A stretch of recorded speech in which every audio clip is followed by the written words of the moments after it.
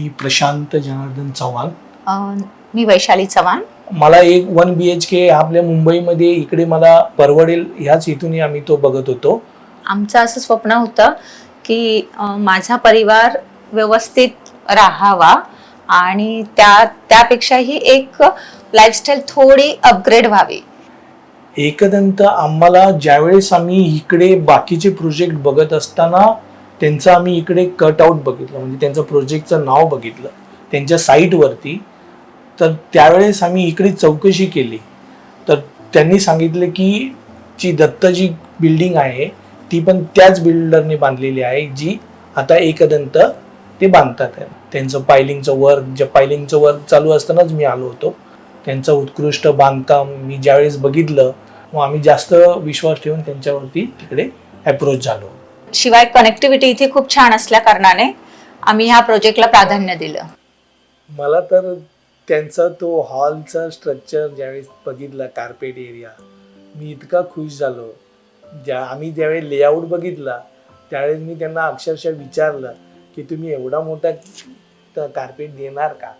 तर ते बोलले की अहो सर, आता आपण जिथे आम्ही त्यांच्या ऑफिसमध्ये बसलो होतो तर ते म्हणाले की जो आता तुम्ही ऑफिसमध्ये बसलाय ना तेवढाच हॉल तुमचा असणार आहे. त्यावेळेस मला खूप आश्चर्य वाटलं आणि ज्यावेळेस तयार झालं आणि मी बघायला आलो ज्यावेळेस सॅम्पल फ्लॅट, ते बघूनच मला खूप आश्चर्य वाटलं की अरे एवढा मोठा हॉल बोललं, एवढं मुंबईसारख्या ठिकाणी बोललं एवढं 1 BHK ॲक्च्युली एवढं कोण देत नाही. म्हणजे मी एवढे प्रोजेक्ट बघितले त्यात असा आढळून आला नाही.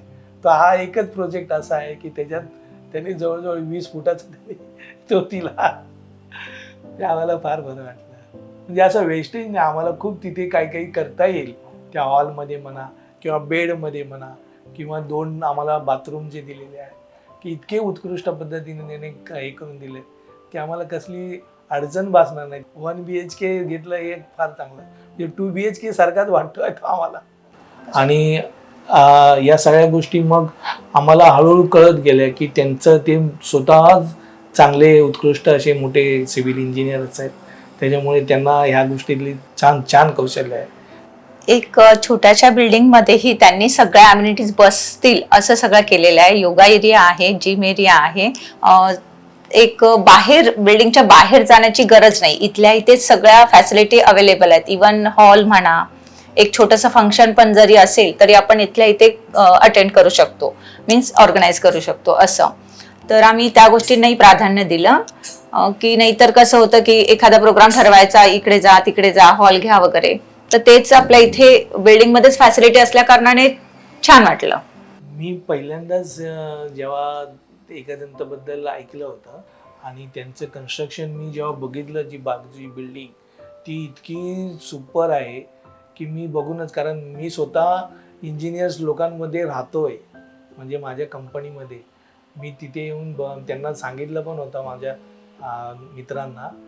ते बोलले की हे RCC जे म्हणजे कन्व्हिनियंट जे त्यांचं बांधकाम आहे ते फार उत्कृष्ट बांधकाम आहे, जे विटांचं असते, जे मायवान वगैरे तशा पद्धतीचं नाही आहे.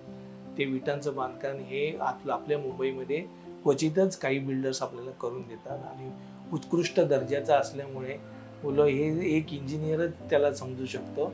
आणि त्याविषयी मला त्यांच्याविषयी परत आणखीन बोलायचं काही म्हणजे घेणं तर नाही तिथे, म्हणजे इतकं त्यांना समजतं की आपल्या कस्टमरला आपण काय द्यावं.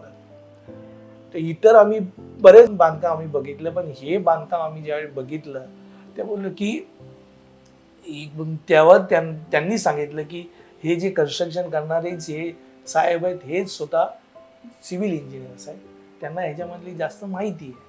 आणि ज्यावेळेस माणसाचा प्रोजेक्ट व्यवस्थित होत असतो ना तेव्हा त्याला नावाची किंवा ह्याची काही आवश्यकता नसते. त्याचं काम महत्वाचं असतं. त्याला कस्टमरला फुलफिल कशा करायचं, त्याची रिक्वायरमेंट हा त्यांचा अप्रोच असतो. आणि असे अप्रोच करणारीच बिल्डर्स आम्हाला खूप बरं वाटतं की आपण त्यांच्या बरोबरीने आहोत, त्यांच्यासोबत आहोत. आता आम्ही राहतो तो आमचे स्टाफ क्वार्टर्स आहे की जिथे आपण रिटायरमेंट नंतर आपल्याला ते घर शेवटी कंपनीला हँडओव्हर करायचंच आहे.